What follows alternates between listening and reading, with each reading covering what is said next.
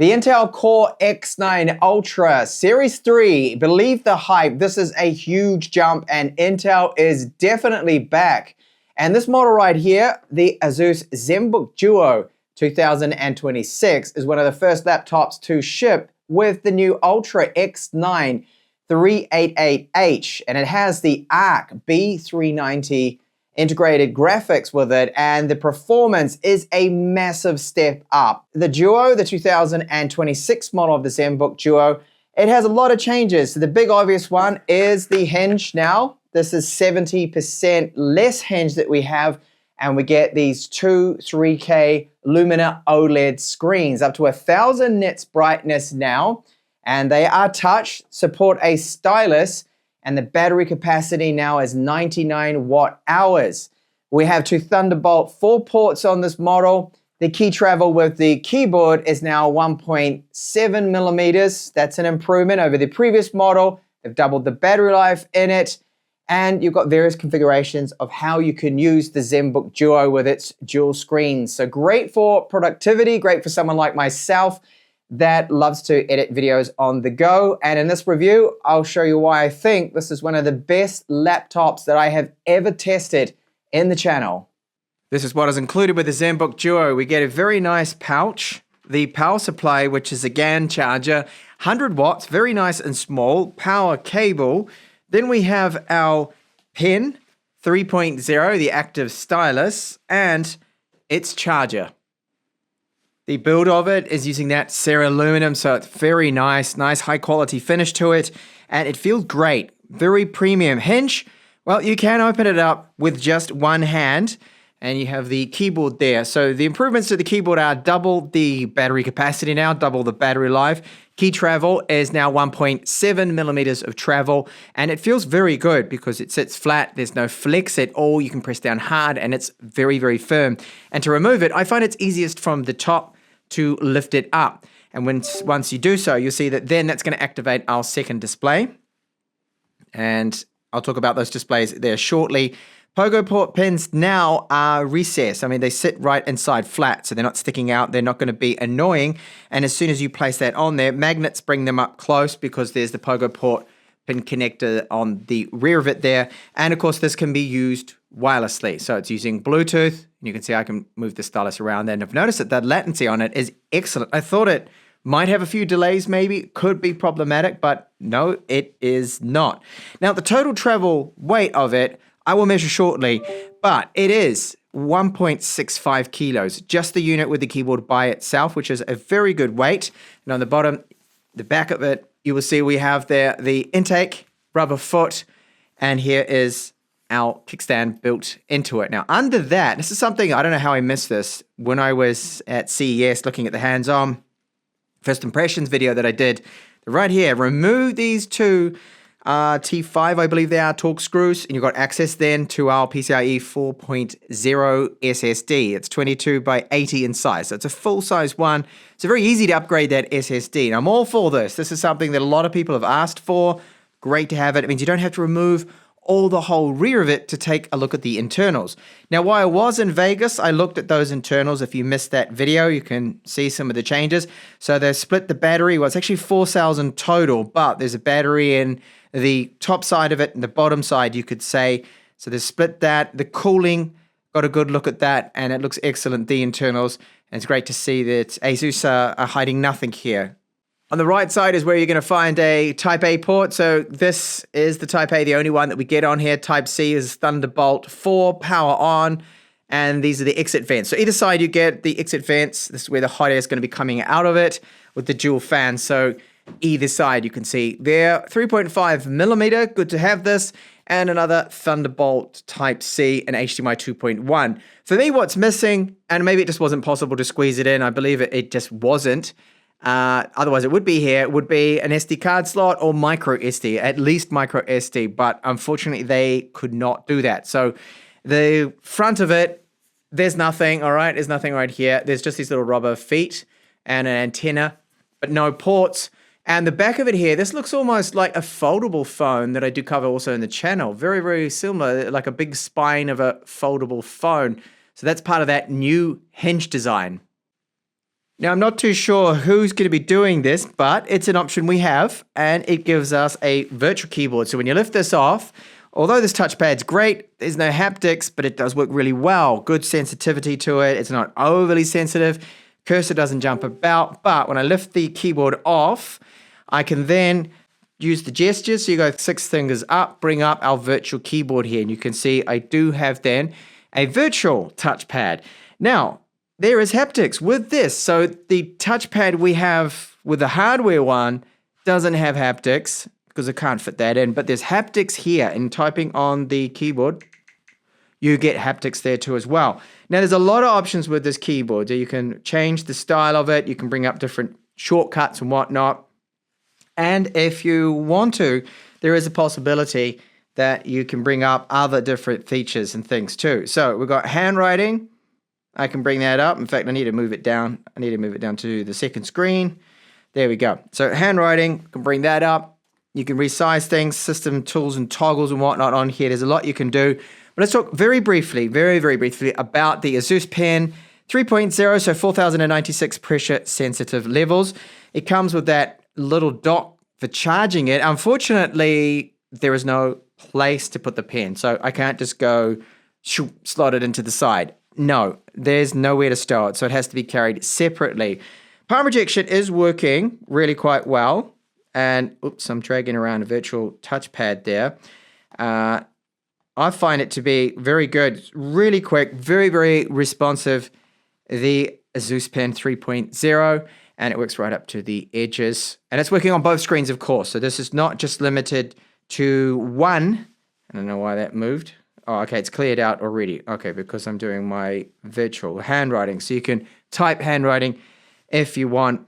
And then if you're an artist, which I am clearly not, then you're able to use the stylus, of course, with your different programs, Illustrator, whatnot. So it's all good.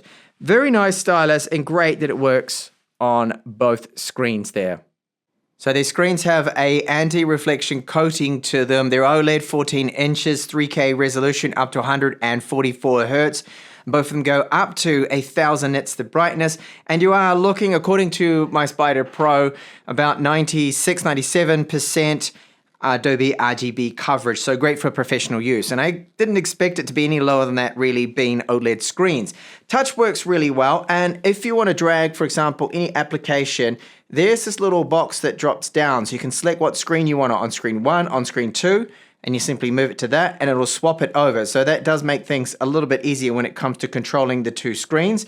You do have right here the little tab at the bottom here, which is Screen Expert, so Screen Spurt they call it, and you're able to adjust differently the brightnesses of those two screens if you wanted to do so. It also tells you the device Bluetooth battery of the keyboard, because you can, of course, use that wirelessly. You don't have to always have it on top of that other screen. And a lot of people would probably go with portrait for looking at websites. I find is very good, like I have it now. And the 70% reduction in, of course, the hinge that they had from before, it does come out and look very good when you're running things. And you can also have it running it like I do now, with some apps that are actually stretched out in the middle, or just run them on each side. And when you're doing that, especially I find looking at websites and in portrait mode, it's really good, great for productivity to run things like this. And then if you want, you can go over to landscape,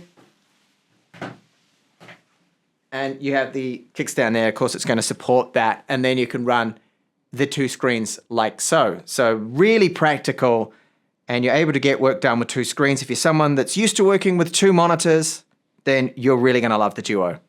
The version of Windows we get with our Zenbook Duo is Windows 11 Home. And if you look at the device manager, you see that we do have support for this, which is Windows Hello. So using the IR camera, it will log us in without any passwords. Very handy. The NVMe drive, this is from Samsung, and I believe it's the OEM equivalent. So I think it is a 990 Evo Plus, and just the OEM version of it, because the speeds are very similar here. You can see for my 2 terabyte model that it's PCIe 4.0. These speeds, the write's a little slower than expected, but still okay. And as I pointed out when we looked at the design of the unit, that you can easily swap out and upgrade this particular drive. You clone it over, swap it out, won't be too much of a hassle. The new Wi-Fi 7 chip, this is a BE201, which is very good. And then you will see, of course, that Core Ultra X9 388H, a very hyped up chip, but it's living up to that hype. It has 16 cores, 16 threads, and it is 5.1 gigahertz turbo. The most important part, well, I think, is this. That is the big, huge change, is integrated graphics now. Huge bump up. We're now on the level of dedicated graphics, as you'll see now in some of the benchmarks that I'm going to show you. So if we look at Time Spy before with Lunar Lake, the scores would be around about 4,000 something at the best. Graphics scores 3,900, maybe touching on almost 4,000. So this is a huge step up. So we've gone from scores of that to almost a total score here of 8,000 points. And this is with a 45 watt TDP, our power limit. So this chip, I'd love to see it at higher wattages and perhaps maybe some mini PCs or gaming handhelds or something. So very good score. CPU score there too is excellent. And then if you look at Night Raid, this is one recommended for integrated graphics. Phenomenal score for integrated graphics. I've never seen the likes of this before. So this is a huge step up, and I'm all for this. This is what we needed, I think, from Intel, and they know it. They know it. They definitely do. Now, OpenCL score, 56,000, almost 57,000 points. Again, that is a wonderful score there. And then look at this, Geekbench. This is amazing too. So single core score over 3,000, and the multi-score 17,000. Wow. To put this in perspective, I just tested a laptop chip, which is a Core i9. It's the 14900HX with 24 cores, 32 threads, and it got around 14,000, 15,000 multi-core score and about 2,950. This is faster, which is phenomenal. It's a small, slim laptop. That's a big gaming laptop chip at 45 watts. And this is performing better. So they've made some massive leaps ahead here, Intel, which is great to see. Anyway, enough ranting about the new chipset. I will finally show you one more benchmark, and this here is Cinebench, which again is a top score here. So we're looking at single core of 127 and multi-core of 1,176. Really good. ASUS has some included software, so we get StoryCube and My ASUS, and this is very handy because this is where you find your updates, okay? So you're going to have the software updates through this. You've got another system settings and diagnostics and things to go through. That's where you get all the updates for drivers and whatnot. Now, if you go into the device settings, there's some important stuff. So battery care mode to limit the battery charge level for longevity of the battery. You have your profiles here for the fan, and performance mode is the one I used for all of my testing, and that's the maximum performance. You have other things like the allocation of memory to the integrated GPU. Now, I just kept it on recommended for my time testing here. We've got 32 gigabytes of RAM. Some games will perform definitely better if you allocate, for example, just off the bat, 8. You get slightly better 1% lows there with the frame rate. You've got things here for the microphones, for the screen as well. So your different sound modes too. And here's our display stuff. So pixel refresh, very important for those dual 14-inch, 144 hertz, 3K Lumina OLED panels. I keep all this on just for longevity of the OLED screen, and the DC dimming stuff there too. That is all set out, but I'm screen capturing at the moment. So that's why some of these things might not be available. Splendid. And a few other things are in there. So that's very handy software to have that is included. And there is no real, I think, no bloatware that at least ASUS has installed. Now, I would show you my normal editing test here of 4K video. I can edit 4K video just fine, but the problem is when it comes to exporting it, for some reason, Adobe Premiere Pro doesn't seem to want to work with it, and it just locks up and does, well, nothing. It won't export, and I think this is down to this chipset just being way too new and the Intel drivers being new, and I don't think Adobe is supporting the Panther Lake just yet. What about speakers now with our Zenbook Duo 2026 model, where we have 6 speakers in total, 2 of which are front-facing. They're excellent. They're loud. There is some bass to them, good mids, and treble is there as well, so we get great highs. So the sample I'll play now is at 70% volume.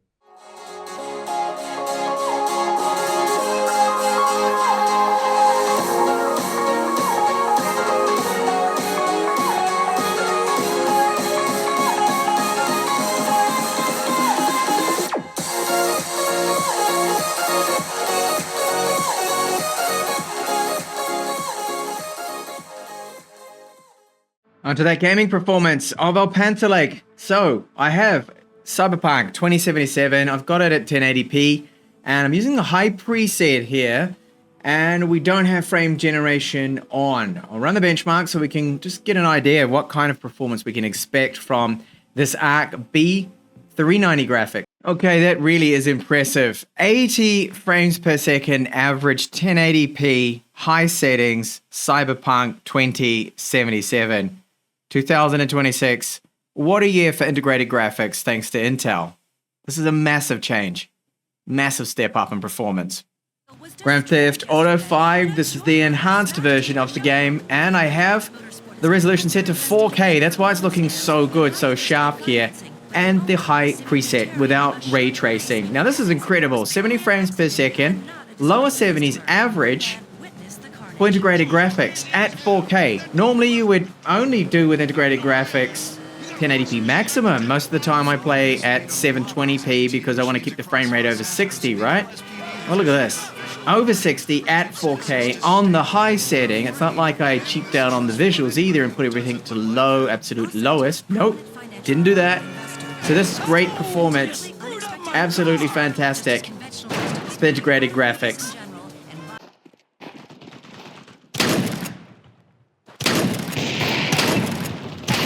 And Counter-Strike, I have it set to 1080p, medium preset with the visuals because very low seems to look a little bit poor to me, and we're still able to achieve 144, well over 144 frames per second average, which is excellent. So that means you can game with the 3K OLED and just running it at 1080p at least 144 frames per second. So matching that refresh rate is going to look really good. So again, this is fantastic performance from the ARC B390. How about our thermals there? Well, you can see there are things in the red. So it did get hot. And I believe it's more down to fan profiles. So sometimes it can take a little bit to ramp up those fans. And this is the result, that it will peak, but for only a few seconds at 98 degrees Celsius. 97 for the package. I have seen this before in previous generations. I've also seen it with AMD chips, and this is something that happens. I'm more interested in average temperatures, which are pretty good, and it has, yes, triggered thermal throttling. So it did happen when I pushed it really, really hard with those benchmarks and in gaming and just testing it, putting it through its paces. So there's another thing to point out too, is the fan noise. I think it's very, very good. Most of the time, you will not hear the fans in the Zenbook Duo. They're not on. When you're on the battery, just doing light tasks, the fans seem to be off most of the time. They only really come on when needed, and it's not one of those laptops that when plugged in, the fan seems to always be on. At least not with my unit here. When plugged in, right now, the fan is not even on. If it is on, I think it's at the lowest RPM setting. So the fan curves, they are good. So really, hats off to Intel. The performance of the Panther Lake does not disappoint. Finally, something living up to the hype that it has received. And believe it, as I've shown, the performance phenomenal. Integrated graphics performing better than an RTX 3050 laptop. Dedicated GPU is, I think, phenomenal. And just below an RTX 3060. That's fantastic performance now that we get. And on the CPU side of things too as well. We have in a slim and relatively light laptop here, performance of that of a top-end gaming PC, according to the 3D Mark CPU Score, Geekbench, and Cinebench. It is an absolute powerhouse. What a chipset. And then this laptop, I'm super fond of it. I really love the 2025 edition. and this has just improved upon basically everything. So you can see with the dual screen setup, as I pointed out, like for multitasking, fantastic. The kickstand built into it, you can flip it around so you can use it and have it in portrait or landscape. And then you've got the keyboard, which works really well. So the keyboard, just to talk about that, as I said, the travel on it is great. It's not haptic. Unfortunately, they can't fit that into something so slim and light, but it works very, very well. Backlit keyboard too is well there, and it's very easy just to go and reattach it and then fold everything up. Now, battery life, this is all subjective, of course, depends on your use. Now, for my tests, I set 50% brightness, and I had the screen at 60 Hertz. So 60 Hertz, you've got some power saving. So using both of the screens, 60 Hertz and relatively light use, for me, you're looking at an approximate 7 to 8 hours testing, which is, I think, adequate. Okay, if you're video editing, you're not going to be able to achieve that. But if you use it now in a standard laptop configuration where battery life is important to you and you want to maximize that, you would only use the single screen then, you're looking at over 10 hours of battery life, 10 to 11. It is very good. It seems to be quite efficient. The fact that it's an OLED doesn't use quite as much energy as what we've seen before, and at the 60 Hertz. Now, if you did set it to the 144 refresh rate, then of course the battery life will be taking a toll there. But I believe that someone that is working on this laptop won't really matter. It won't be that important. The refresh rate, more to run for longer extended periods when you're away from the desk and you can't really plug it in. Build quality with the Ceraluminum, very, very good. The hinge feels great, and ASUS has done a lot of testing on this, so it can handle that hinge, as I pointed out, my hands on, a lot of weight, and about, I think it is off the top of my head, 40,000 or so, or 10,000 opening and closing of the lid there, and it's built to last, so it seems very, very good. So so far, I think this is one of the best laptops that I have tested out in the recent years. Loving that chipset.